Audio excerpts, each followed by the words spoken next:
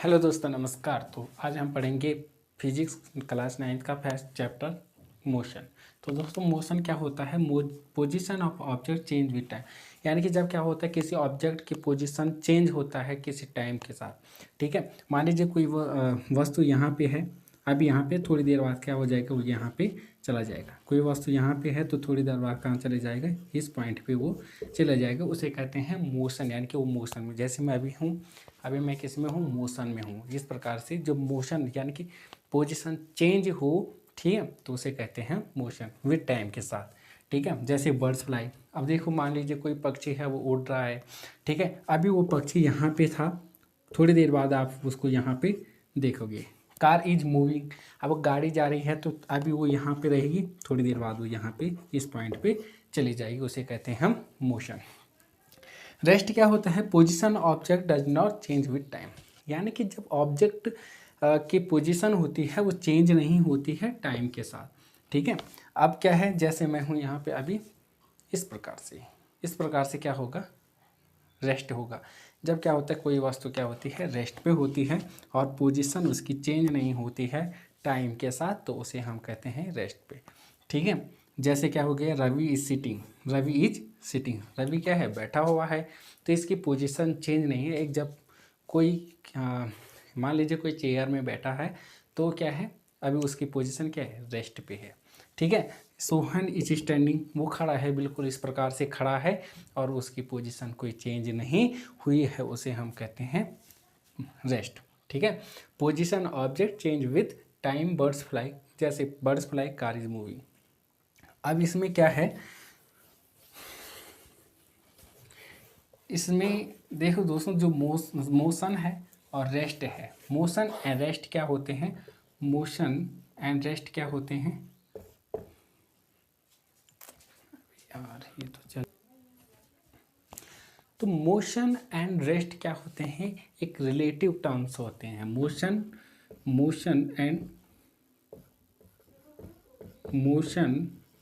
And rest क्या है, is relative terms. क्या है दोस्तों, ये रिलेटिव टर्म्स होते हैं, बस नजरिया होता है अलग अलग, ये मोशन में है या रेस्ट में है। मान लीजिए क्या है, यहाँ पे एक ये गाड़ी है। ठीक है दोस्तों, ये क्या है, एक गाड़ी है।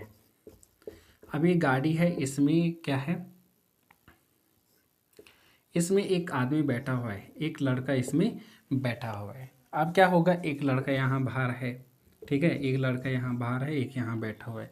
अब देखो, जो अंदर गाड़ी क्या है, गाड़ी तो मोशन में है, वो जा रही है, लेकिन गाड़ी के लिए ये लड़का क्या है, रेस्ट में है, और इस लड़के के लिए गाड़ी भी क्या है, रेस्ट में। क्योंकि दोनों एक ही वेलोसिटी से जा रहे हैं, तो दोनों के लिए क्या है, एक दूसरे क्या है, रेस्ट में होंगे। लेकिन जैसे ही ये लड़का बाहर देखेगा तो इसको, मतलब जो ये लड़का है,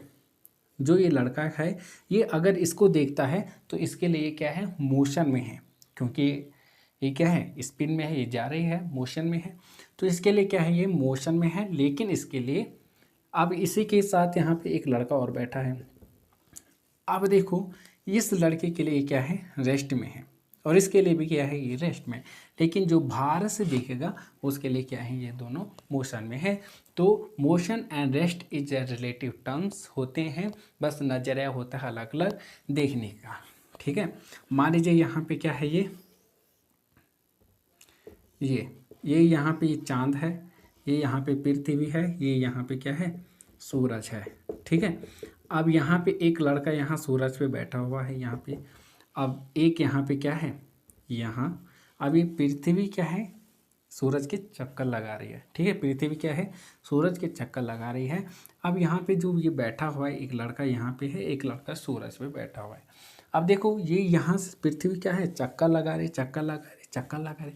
अब इसके लिए क्या है, ये मोशन में है, ये देखिएगा यहाँ, ये क्या है, इसको क्या लगे, ये इसको, इसके लिए क्या है, ये मोशन में है, इसको लगे कि ये मूव कर रहा है, मोशन में है। ठीक है, क्योंकि ये पृथ्वी क्या है, सूरज के चक्कर लगा रही है।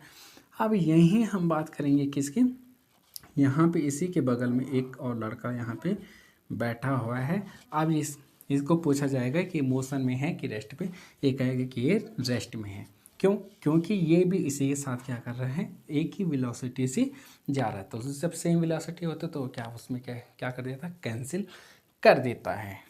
ठीक है। लेकिन समझ गए, ये क्या होते हैं, रिलेटिव टर्म्स होते हैं। अब बात करते हैं हम distance and displacement. Distance and displacement. देखो डिस्टेंस एंड डिस्प्लेसमेंट क्या होता है दोस्तों। डिस्टेंस होता है कवर टोटल पाथ, ठीक है। कवर टोटल पाथ, जितना पाथ क्या किया जाता है, कवर्ड किया जाता है, उसे हम कहते हैं डिस्टेंस कहते हैं, ठीक है। या हम ऐसे लिख सकते हैं length of actual total path covered, यानी कि जितनी डिस्टेंस हम क्या करते हैं, ट्रैवल करते हैं, जितनी डिस्टेंस हम क्या करते हैं, ट्रैवल करते हैं, जितनी दूर। मान लीजिए एक लड़का है, ये यहाँ गया 5 मीटर, एक लड़का 5 मीटर यहाँ आया, फिर 5 मीटर नीचे आया, 5 मीटर फिर इधर आया और 5 मीटर फिर इधर आया। तो इसने टोटल कितनी दूरी क्या किया, डिस्टेंस कितनी दूरी इसने नापी है, मतलब कितना चला है, 5 मीटर है, 5 मीटर है, 5 मीटर, यानी कि टोटल कितना 20 मीटर, 20 मीटर चला। यही क्या होगा, डिस्टेंस होगा, ठीक है। मान लीजिए वो पहले ऐसे चलता है, फिर ऐसे ऐसे ऐसे ऐसे ऐसे ऐसे ऐसे ऐसे ऐसे, तो जितनी दूरी वो मापेगा वो उसमें ऐड हो जाएगा, इसे ही हम डिस्टेंस कहते हैं, ठीक है। एक्चुअल में जितना पाथ को हम क्या करते हैं, कवर करते हैं, जितना पाथ हमें हम ट्रैवल करते हैं, उसे हम कहते हैं डिस्टेंस। अब अगला आ जाता है displacement.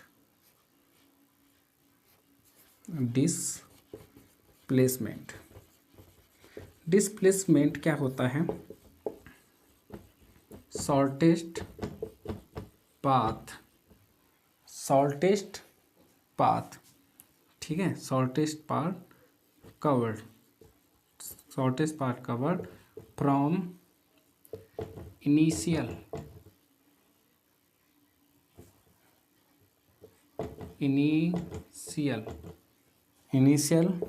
Point two final point. अब इसमें क्या है, जो शॉर्टेस्ट पाथ होता है, जो क्या होता है, शॉर्टेस्ट पाथ होता है, उसी को हम क्या, जो शॉर्टेस्ट पाथ कवर किया जाता है इनिशियल पॉइंट से फाइनल पॉइंट तक, उसे हम क्या कहते हैं, डिस्प्लेसमेंट कहते हैं। मान लीजिए यहाँ पे एक लड़का है, ठीक है, ये लड़का है, 5 मीटर यूँ चलता है, 5 मीटर फिर यूँ, 5 मीटर यूँ, 5 मीटर यूँ, ठीक है। तो 5 मीटर है, 5 5 5, टोटल डिस्टेंस कितना हो जाएगा, 20 मीटर। लेकिन अगर हम वही बात करते हैं कि डिस्प्लेसमेंट कितना है इसका, तो डिस्प्लेसमेंट का मतलब है यानी कि शॉर्टेस्ट पाथ क्या है, इनिशियल पॉइंट ये है, फाइनल पॉइंट ये है, तो यहाँ से यहाँ तक की दूरी हो जाएगी, यहाँ से यहाँ तक की जो दूरी होगी उसे हम कहते हैं डिस्प्लेसमेंट। यानी कि यहाँ से यहाँ तक की दूरी 10 मीटर है, ठीक है। तो डिस्प्लेसमेंट कितना हो जाएगा, डिस्प्लेसमेंट हो जाएगा 10 मीटर, इसे कहते हैं, ठीक है, डिस्टेंस और डिस्प्लेसमेंट में, ठीक है। अब हम थोड़ा एक और तरीके और से समझते हैं। मान लीजिए एक लड़का है, अब ये यहाँ इसका घर था, यहाँ इसका स्कूल था, ये यहाँ से चलता है, ठीक है, यहाँ से यहाँ 10 मीटर, यहाँ से यहाँ 10 मीटर चलता है, ठीक है, यहाँ से यहाँ 10 मीटर, यहाँ से यहाँ 10 मीटर। अब देखो इसके जो डिस्टेंस होगा, टोटल डिस्टेंस होगा, यानी कि इसने कितनी दूरी तय की है, तो डिस्टेंस क्या हो जाएगी, यहाँ से यहाँ 10 मीटर, यहाँ से यहाँ 10 मीटर, यानी कि कुल कितना 20 मीटर, कितना 20 मीटर। अगर हम यहीं बात करेंगे कि इसका डिस्प्लेसमेंट कितना है, इसका क्या है, डिस्प्लेसमेंट कितना है, तो जो इसका डिस्प्लेसमेंट हो जाएगा, अब यहाँ पे इनिशियल पॉइंट भी ये है, इसका फाइनल पॉइंट भी ये है, तो ये क्या हो जाएगा, इसका भी 20 मीटर हो जाएगा। डिस्प्लेसमेंट डिस्टेंस के बराबर सिर्फ एक ही कंडीशन में होता है कि जब वो क्या चलता है, एक स्ट्रेट लाइन में चलता हो। अदरवाइज क्या होता है, डिस्प्लेसमेंट डिस्टेंस से कम होता है। ठीक है, अब यही मैं बात करता हूँ कि एक लड़का पहले यूँ चला 10 मीटर, मान लीजिए एक लड़का 3 मीटर यूँ चला और 4 मीटर यूँ चला।